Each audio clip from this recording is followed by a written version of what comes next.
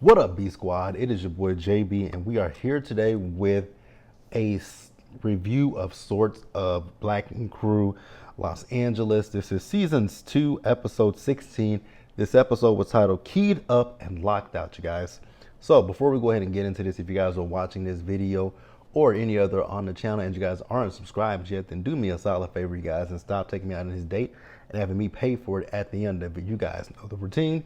You can do me that favor by liking the video, subscribing to the channel, turning your post notifications on, and also by sharing the video, you guys. And with that out of the way, without further ado, let's go ahead and discuss Black and Crew Los Angeles, shall we?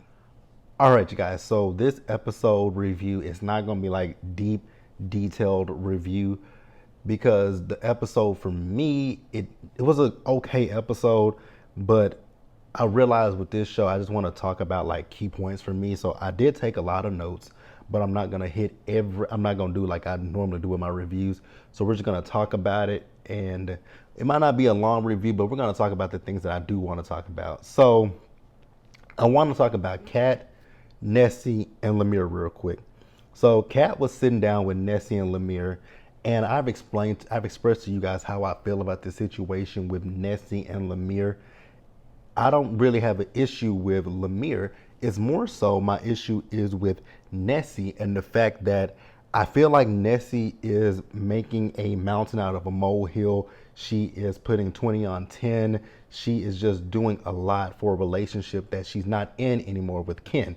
Like, it kind of feels as if she's trying to dictate who Lemire hangs around, who Lemire brings around her, right? I get it. We all say we want to protect our energy, protect our peace, and keep the people in our circle that we want around us, right? But in the grand scheme of things, if this is his friend, if it's his partner, like, you can easily remove yourself from a situation. At that party that Kevin had, that tattoo party, you could have completely ignored that man and pretended as if he doesn't exist. But no, you went up to Lemire and you caused a whole entire scene. And that's just like, I just don't get that point for me. It's just like, yes, you have your feelings about the man. The man didn't come up to you and say anything to you. The man didn't come up to you and disrespect you. So why are you feeling the way that you're feeling? It's interesting to me to see her this way. And I just don't get it. It just makes no sense to me. Can you not be in the same, like, that's just like when you work with people, not everybody you work with you're going to like. So there are some people you be like, you know what? I don't really rock with this person. I don't fuck with that person. So let me not be in the presence of this person, right? Or if they're on your team, you can say, we can say hi. We don't even have to say that. We just know what it is, right? You don't like me, I don't really care, right? So I just don't understand Nessie. Like, I really don't get her. And it just makes no sense to me, right? But Kat wanted them to clear the air, and I'm just like, what air is there to clear? The issue lies squarely with Nessie and not with Lemire. So I just didn't understand that. But then the next, you know what?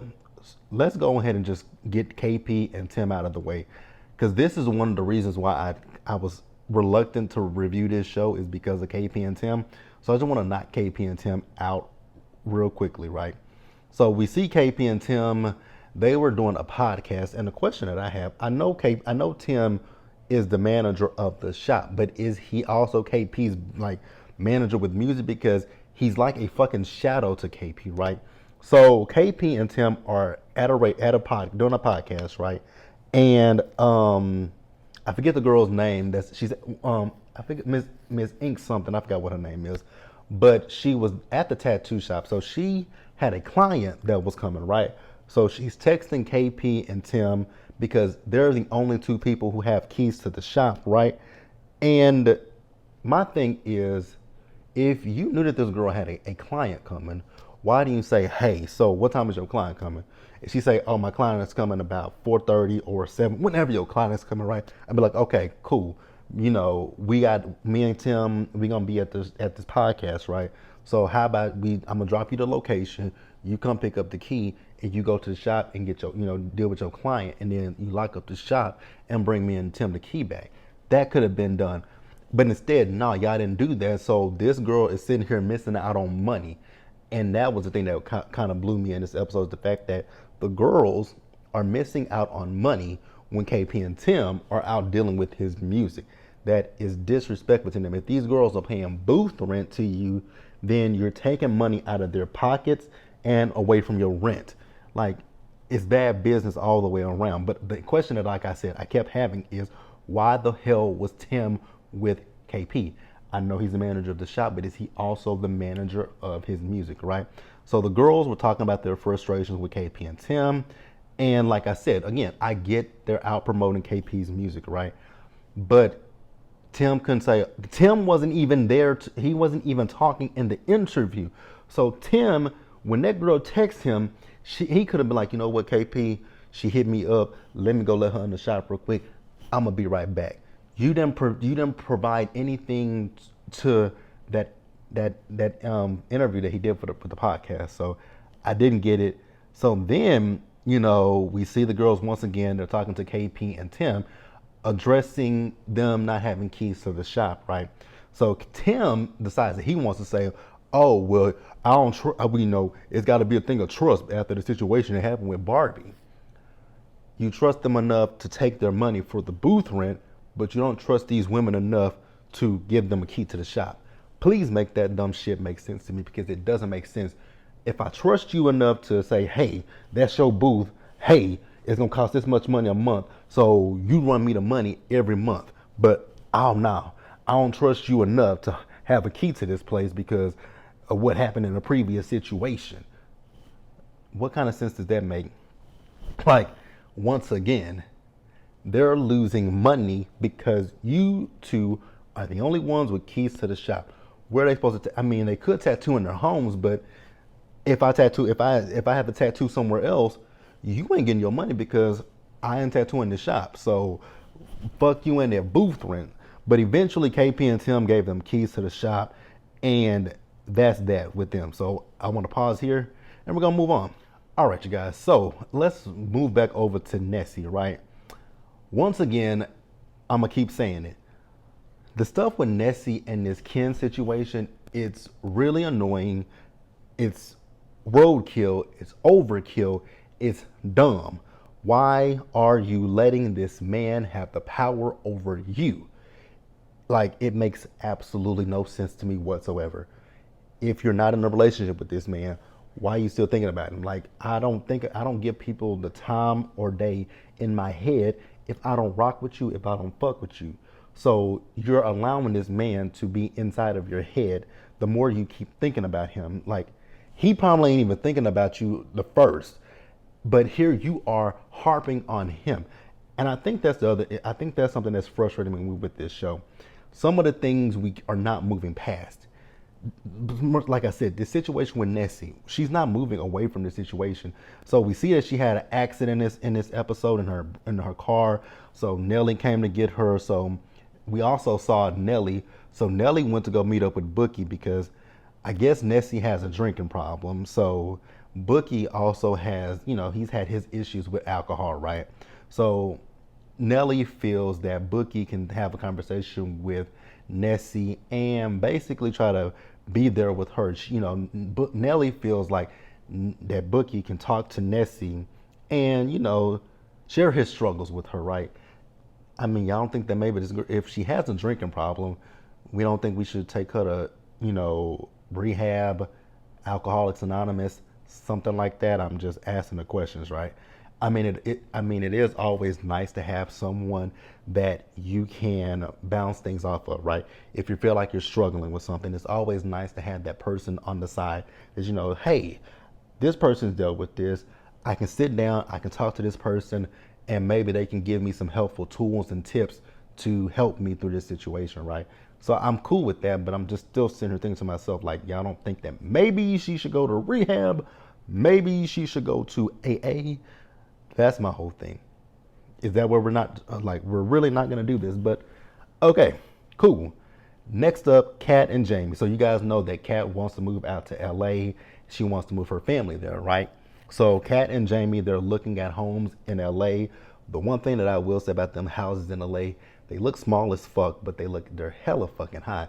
Because every house was over a million plus, and I was like, Jesus the Christ, what do you have in these houses? No shade to anybody who buys a house in LA, but that house, it was just those houses.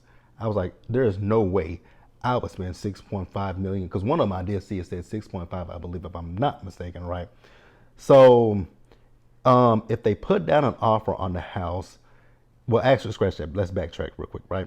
So one of the houses that she loved, it had furniture in it, right? They could have everything in the house with the exception of the piano, right?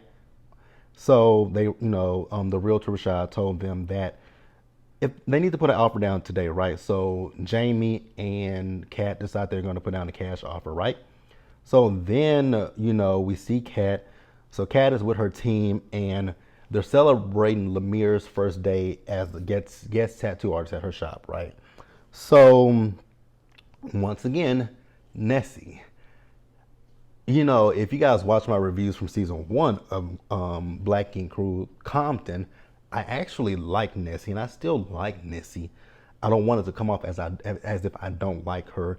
It's just that this storyline, I just don't understand why you are giving Ken so much authority over your brain, because that's really and truly what you're doing. You're allowing Ken to live rent free in your fucking head, right? So Nelly, she decided to pull Lemire aside, and she apologized to Lemire. I'm actually happy that Nelly apologized to Lemire, because granted, I get that you were trying to defend your friend at the Rose party, at the Rose seminar, right? I got that. I understood that. But your friend was dead ass wrong. You said it yourself, she was drunk. Number 2, Ken said nothing to her.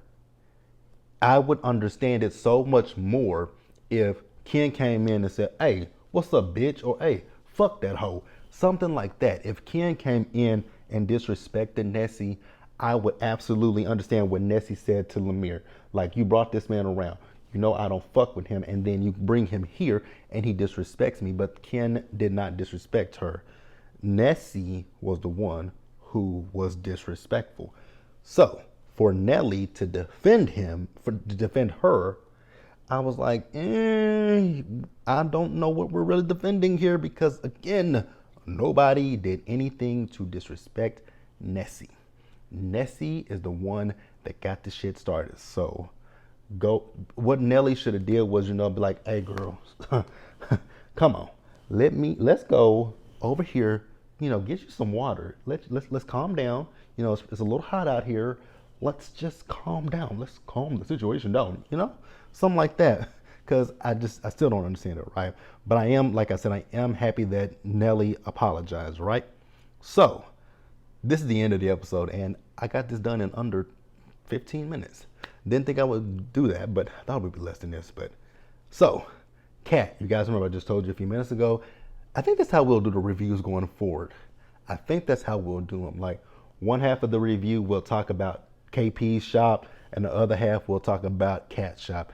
I think that'll work perfectly for me, instead of trying to go scene by scene by scene by scene, right? But Kat, I remember I just told you guys that Kat put down a cash offer for her dream home, right? I hate that the producers are so extra. They are so extra. When it came to the fact that she got outbid, I was like, okay. Because I knew that's I knew that's what they were leading us to, is the fact that her home the house that she had her head set on got outbid, because they showed it, and then we went to a commercial. I'm like, why are we going to a commercial? I'm like, that's her realtor, so obviously something's going on with the house that she wanted. So yeah, she got outbid for the house, and that's ultimately the episode, you guys.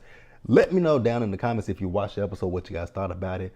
In the comments below, subscribe to the channel, turn on your post notifications, and also share the video. Quick thing that I want to speak on real quick. So I have not been watching Black Ink Crew New York, right? But I did see earlier this week or last week that C's got an issue with Puma and Ted because they continued on with this show. Nigga, that ain't got nothing to do with them. And that's another issue. I want to talk about that just very quickly, and then we're gonna be out of here. Let's talk about that very quickly. VH1 And whoever is producing, I know at one point it was, I think it was Shed Media, right?